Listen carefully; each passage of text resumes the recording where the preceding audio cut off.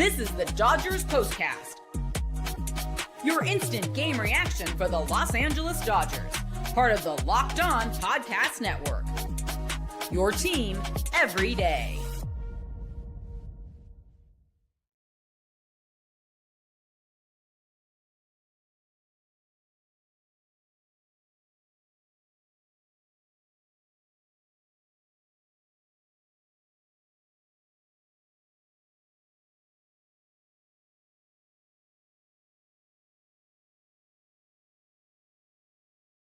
And NBC Sports Radio. Today's episode of the Locked On Dodgers Postcast brought to you by our friends at FanDuel. Right now, new customers get $200 in bonus bets when your first $5 bet is a winner chicken dinner. Well, that's what the Dodgers were today, a winner chicken dinner. And I got to tell you, I'm surprised, I'm excited, and I'm frustrated all at the same time because I don't know how much longer we can put up with wins like that. I mean, a win is a win. Let's take it. We're great. We're happy. We're grateful and all of that. But this cardiac pulling wins out of your backside in heroic fashion in the final minutes of the game, the final innings of the game, you cannot keep that up for too long. We need desperately I don't know about 18-2. That's a lot. We're still fighting off the effects of that 18-2 win from about 3 or 4 days ago. We need a sustained run of energy and momentum. I think they found a little bit of it today. That's good. Michael Conforto, the game-winning RBI, and all you Conforto haters, you need to, at least for today, give the guy a little bit of credit. Time to reveal where the game was won or lost. It's the turning point. Michael Conforto, the game-winning RBI in the bottom of the 8th inning to score Andy Pages, who had another productive, effective day for the Dodgers. Michael Conforto going the other way. I mean, look, he's still a professional baseball player, and he's still effective occasionally. So you knew at some point he was bound to run into one. He was bound to find it and get a base hit in a clutch situation. So I'm happy to see that for him. So let's do this. This is the Locked On Player of the Game. Michael Conforto, without a doubt, the game-winning RBI, struggling mightily for quite a while, knocks in the game-winning run. I don't know if he's popping corks right now in the Dodger clubhouse, but you wouldn't necessarily be surprised. He might be having an ice-cold beer and taking a very deep sigh of relief to get some rhythm, some momentum, some energy, something productive and helpful to this organization. So good for him. And Mookie Betts, after an awful 0 for yesterday, comes in today a good day, on base 4 times, led off with a walk in the 8th. Will Smith doubled him home to make it a 1-run ball game, 5 for Teo, 1 for his last 22. We talked about it yesterday that he's not been going well of late, swinging at bad pitches. It was more of that today, but he did get a sac fly there with 1 out. So that moved Teo to third, put him in scoring, moved Pages to third rather, and put him in scoring position. And then a weak grounder from Will Smith. That was kind of a funky, weird play. If you asked me, I don't know how you guys feel about it, but that was a base running blunder from Will Smith. A ball hit to third with 1 out, a weak ground ball, and you're running? Like what? That's not the right play. That's not what you do. So I at least let him throw the ball across the diamond and then run. But Will Smith was going, and the third baseman couldn't get it out of his glove. Flicked it to the catcher, and the pitcher got in front of the catcher, and there was a traffic jam at home plate, and Will Smith scored. So thank you. We'll take it. But without a doubt, it was an error of some sort. Mental, I don't know if it was an error in the books or not, but it was an error on somebody from the Mets there, probably the third baseman there. But he was dead to ride at home, and there's no way that Will Smith should have been out there. So we'll take it. That made it a 5-5 game. And then Conforto, a 2-out RBI, a single to left to grab the lead, which was nice to see. It was a good piece of hitting from him. And as I said, you're not surprised, or at least I'm not. Maybe you guys are. Oh, he still sucks. We need to trade him. TBA, whatever. I'm not TBA. What's the word? DFA. But Eric Flores, who clearly is a Dodger fan, is looking for the Yankees guy. 99/22 is his handle, Eric. I don't know what that means, but he's been popping in a lot lately and does not show up today. Surprise, surprise. Eric says, where's that Yankee dork today? That's what's great about baseball, right? Everyone's having fun, busting chops and so forth. Yeah, ADK. He only shows up when the Dodgers lose, right? Yeah. But he's a coward. Haha, Eric Flores. Haha. What a loser. Nando says 99/22 has like 20 handles. He's probably on a Mets channel trolling today. You guys are doing your homework. I like to see that. Eric Flores says Conforto, haha, unbelievable. A little bit. I was yesterday I was all over him. I'm like, come on, how much longer are we going to go down this road? How Michael Kim. Who's Michael Kim? Haesung Kim. Michael Conforto is what I was saying or thinking. Haesung Kim sitting on the bench and he's batting over 400 and can play the outfield. Why are we not seeing him more? I know you guys all agree with me on that. No Name says, good game, but LANDON KNACK'S sucks. He wasn't good today. There's no doubt about that. Got roughed up early. But I think we had hope coming in 2 consecutive outings with 6 strong innings. Today, he managed 3 1/3, 4 earned on 4 hits, walking 5 and 1 K. Not what you're looking for, without a doubt. Yeah, that was an unproductive, bumpy outing for sure. They fall down 4-0 early, 3 homers. Pete Alonso on a 4-seamer down, which that was the only redeeming quality of that pitch, is that it was down. As you know, I am not a fan of the fastball up, especially from LANDON KNACK. It's just too hittable. I don't care if it's 95. For these guys, that's no big deal. So he throws one down and it's homer because Pete Alonso is just a big, strong, thick neck guy. I mean, I don't want to say no neck because he does have a neck. It's just thick as hell. And then Brandon Nimmo, a changeup. Didn't do much, right over Main Street. And then a 4-seamer to Starling Marte in a 4-run inning that got the Mets up early. And then that play in the 6th inning, fantastic from Will Smith. Strike him out, throw him out at third base. Huge to keep the Dodgers within reach. So I still feel like where we are right now with the boys in blue is they're struggling to find sustained momentum. It's like, yeah, we won. That's great. But the 2 wins in this game, cardiac. And I don't love that. This is what you'll be talking about. Let's look at the bright side here. The Mets are the best team record-wise in the National League. Don't lose your perspective on this. The Mets are the real deal, and their pitching is tough. I don't know about phenomenal. That's a bit of a stretch, but they're tough. And the Dodgers split that series.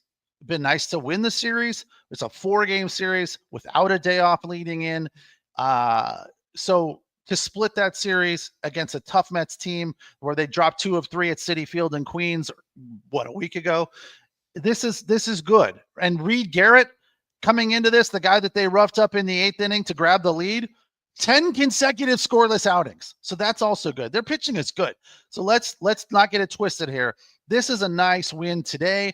And 2 days ago, those are wins. They're not dominant. They're not cruising, but it's a win. And that's what good teams do. They figure out a way. And that's what the Dodgers did today. That's what they did a couple of days ago. And they backed up an anemic outing yesterday as well. 6-1 yesterday, which, by the way, had them out hitting the Mets. I think today was the first game in this series where the team with once again, This is crazy. I'll tell you after the break. It's the Locked On Dodgers postcast on the Locked On Dodgers YouTube channel, the place to hang out whenever a game is done. And don't forget to check out Jeff and Vince with the Locked On Daily Dodgers podcast. They give you 30 to 35 every day, and they break it down in depth and get into what is happening in the Dodger universe. Today's episode of the Locked On Dodgers postcast brought to you by our friends at FanDuel. The NBA playoffs are almost over, wrapping up. We got the finals set as the Oklahoma City Thunder, who are going to cruise, will take on the Indiana Pacers. And I'm just saddened that by the fact that I did not back up my prediction at the start of the playoffs. I don't even think it was the start of the playoffs. It was towards the end of the season. I'm like, I said it like a month before the season ended, that the Thunder are the best team in the NBA and they're going to win the NBA championship. So I should have gone to FanDuel myself and supported it. Unfortunately, the state I live in does not allow me to do that. But if you live in a state that has FanDuel, then you are lucky and you can get in on all the major momentum shifts and can't miss moments happening in the NBA finals, whether it's a game-winning shot or a breakout player. There's never been a better time to get in on the action. FanDuel makes it easy to stay in the game before tip-off and live with player props, performance trends, and same-game parlays. Fans have more ways than ever to play smart and win big. If you're new to FanDuel, it's the perfect time to sign up. Head to FanDuel.com and place your first $5 bet. If it wins, you'll get $200 in bonus bets. Make every moment more with FanDuel, official sports betting partner of the NBA.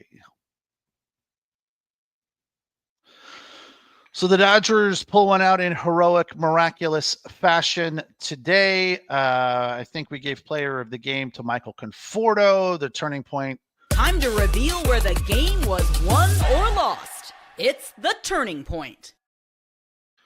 Fairly obvious, but they want me to use these cool graphics and I like them, and it makes me feel special, and it makes our whole entire production here at Locked On feel more professional. So I'm going to use them, even though it's obvious. The turning point of the game was Michael Conforto with the game-winning RBI in the 8th inning. But the other crazy, weird thing about this series, all 4 games, all 4. I can't remember the last time this has happened. The team with the fewer amount of hits won the game. Dodgers 9 hits today, Mets 11 hits. So that's kind of crazy. That's baseball for you. Super weird, super random, and bizarre. We'll take it though. Shohei Ohtani, another 2-hit day for him. That's nice to see. As I mentioned, Mookie Betts, honorable mention for player of the game, on base all 4 times, a couple of walks, 2 hits, 2 runs scored, and an RBI. Will Smith, 2 hits, 1 run scored, and 2 RBI. Teo 0 for 4, 1 for his last 22. I don't know what's going on there. He'll figure it out, but it's not good right now. Andy Pajas continuing to produce. Batting average of .289 after a 1 for 4 performance and 1 run scored. Tommy Edman 1 for 4. Kike 0 for 3, played first base today. Freddie had the day off. Conforto, player of the game, 1 for 4 with a game-winning RBI. And Miggy Rojas. I know you guys are all over Miggy. I don't know why. I